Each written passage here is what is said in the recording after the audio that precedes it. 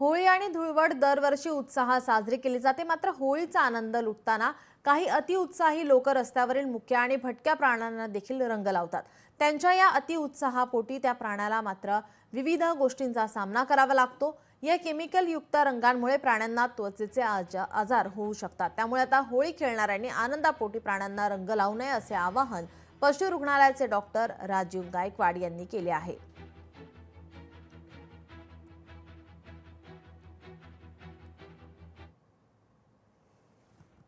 रंग जे घालतात त्यांच्यावर त्यांनी स्किन इन्फेक्शन्स होतात।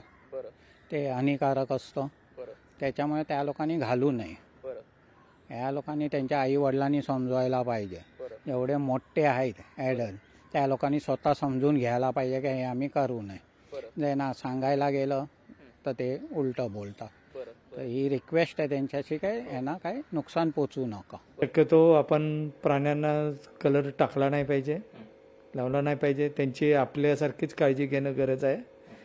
आणि आपण एकाच एन्व्हायरमेंटमध्ये आहे।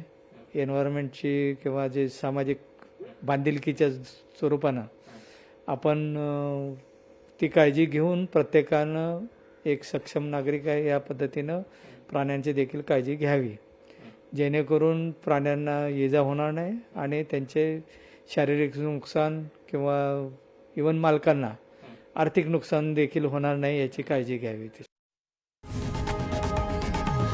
लोकशाही मराठी ऐका, पहा, जागरूक रहा।